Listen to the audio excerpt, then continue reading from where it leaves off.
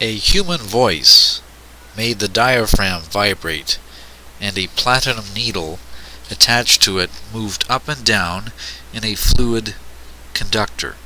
The louder the sound, the deeper the needle plunged, the less resistance and the stronger the current. This undulating current, produced by the varying sound waves, traveled by wire to a receiver, where it reproduced the tones of speech by the interaction of an electromagnet and a strip of metal or reed.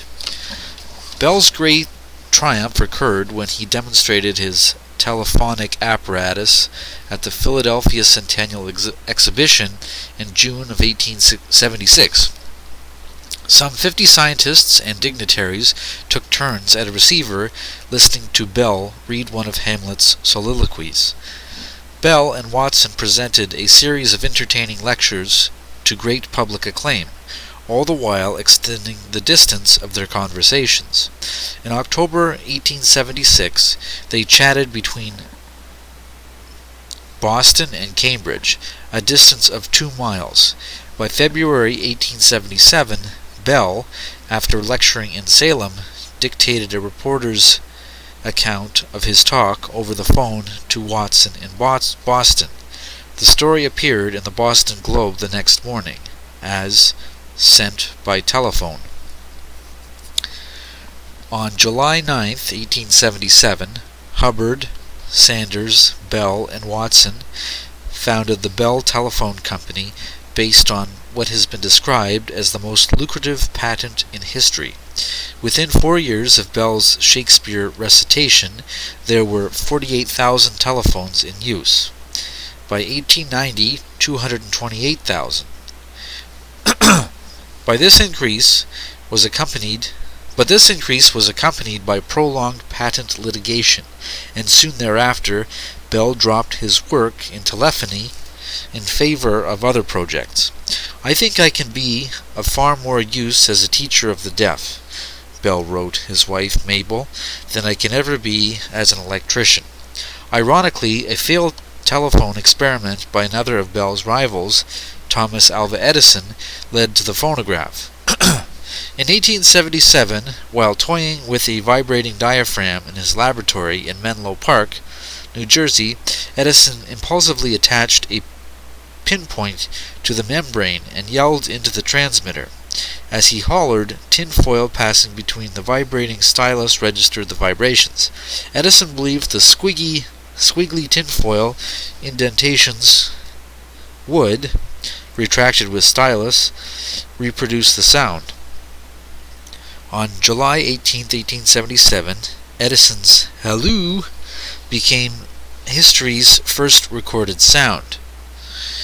The nature of electric current had yet to be fully understood by Edison or anyone else, but no one in the 19th century put electric current to broader or better use than Edison.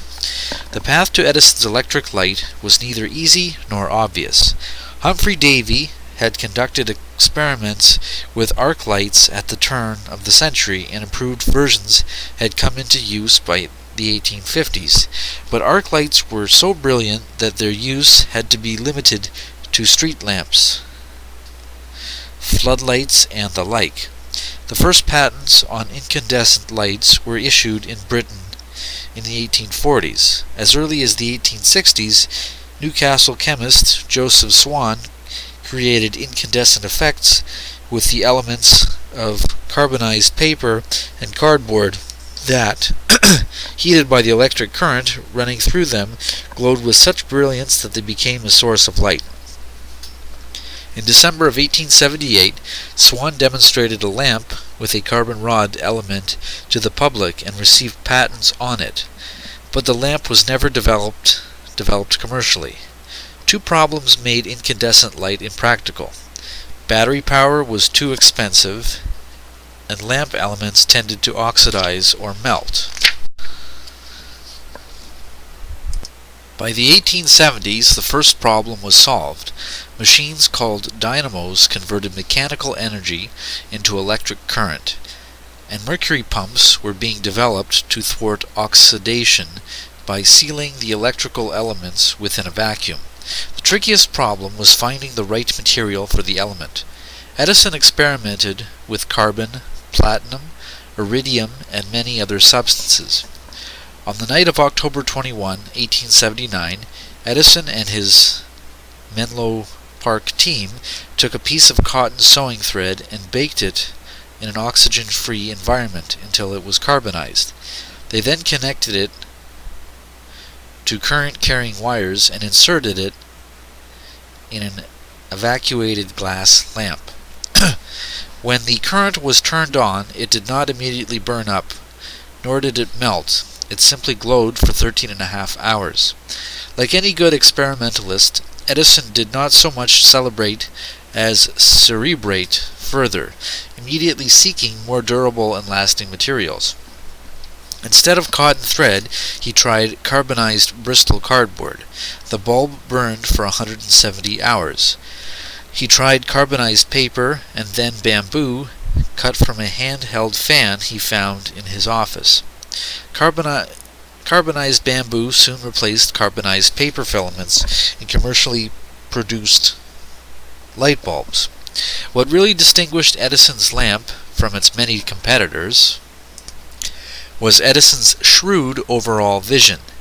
The electric light by itself, he realized, would exist merely as technological gewgaw. Edison saw the electrical light within a huge system that included power stations and dynamos and distribution networks and fuses and meters and light switches. In short, an entire system for generating, distributing, and utilizing power. Even as he worked on the light, Edison designed the system and the circuitry for delivering power to it. When he finally succeeded, no single invention did more to transform the 19th century landscape than electric light. Never averse to attracting the attention of potential investors, Edison located his first commercial power station on Pearl Street in New York's Wall Street district. When it was time to turn on the system on September 4, 1882, Edison flipped the switch from the office of his chief financial backer. A single dynamo provided direct current to some 85 subscribers. So habituated was the public to gas lighting that well into the 1880s, wall plaques placed near the electric lamps warned consumers, "Do not attempt to light with a match." While Edison refined his power distribution network, an army of electrical engineers worked to improve its component parts. Better dynamos were developed, and the electric motor, first envisioned by Michael Faraday, was now being used for a host of new applications, such as sewing machines, electric fans, elevators. At this point, simple direct current from Volta's battery to Edison's lamp was no longer simple or direct. By the middle of the 19th century, alternating current, so called because the current changed direction in regular cycles, came into favor. By the 1880s, Europeans Nikola Tesla, Galileo Ferraris, and Michael von Dobrovolsky had developed motors that made efficient use of alternating current. There began a technological clash between alternating current and direct current that came to be known as the Battle of the Currents. Though war was waged on both sides of the Atlantic, the American battle defined the outcome. The key creative force behind the AC revolution was Tesla, an eccentric and brilliant émigré who worked briefly for Edison in New York before striking out on his own.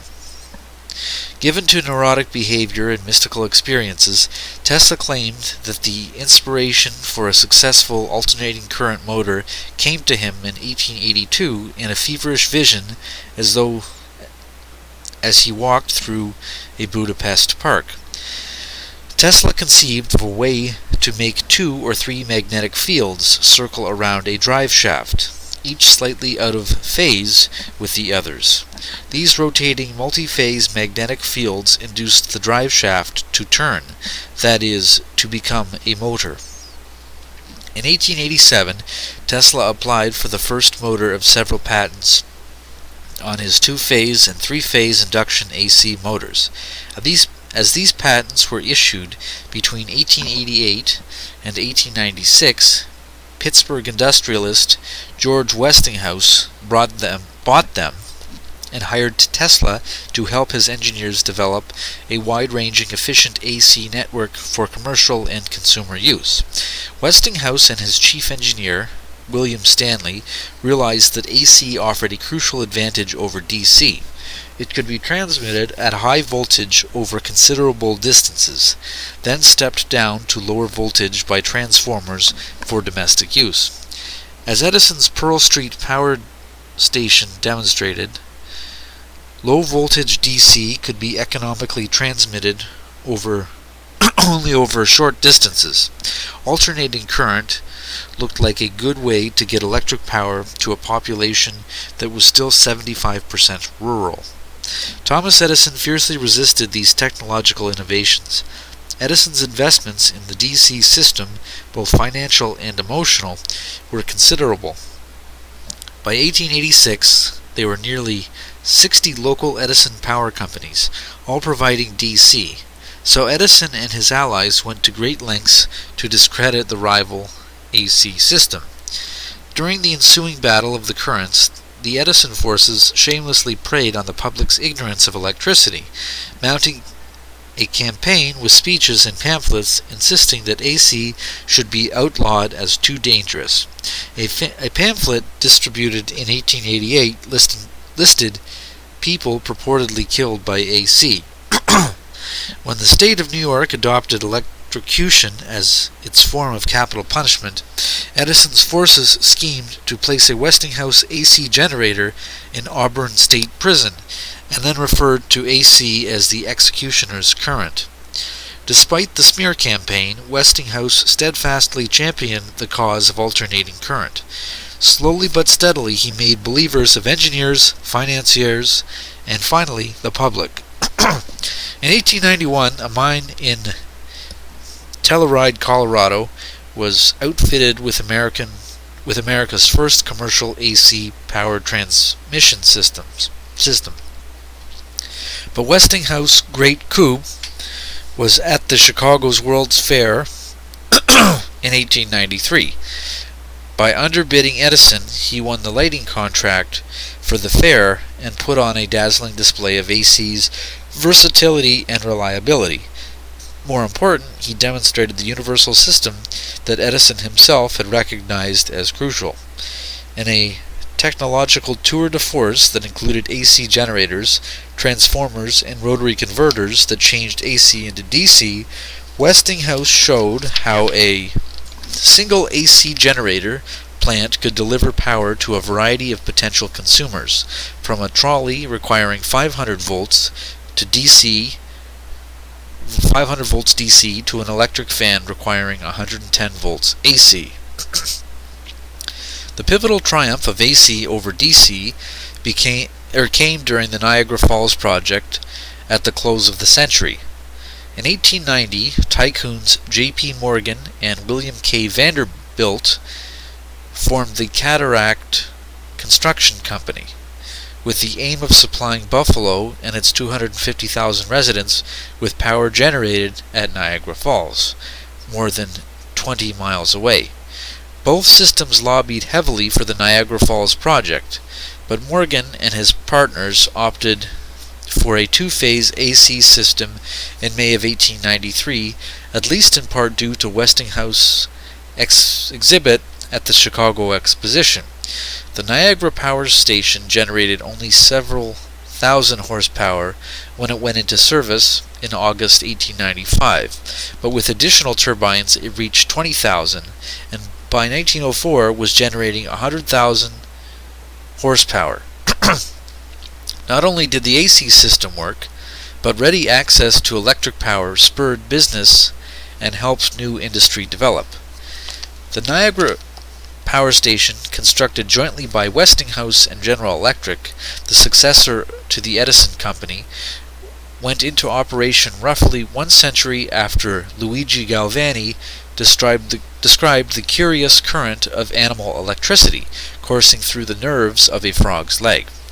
Although the exact nature of that current eluded the best minds of the 19th century, they were able to study it, harness it, and manipulate it. And by the century's end, the mysterious power of electricity was driving heavy machines in factories, providing light to metropolis and farmstead alike, driving trolleys from cities and newly accessible residential enclaves known as suburbs, powering household appliances like the electric iron and vacuum cleaner, and communicating information to all corners of the globe. Almost as an anticlimax, at least to the public and its increasingly electrified households, came news in 1897 of a discovery by British physicist J.J. Thomson. 14 years after the invention of the electric fan, several years after the first electric toaster burned the first slice of bread, Thomson identified the mysterious particle of energy whose flow through wires made current. Science called it the electron.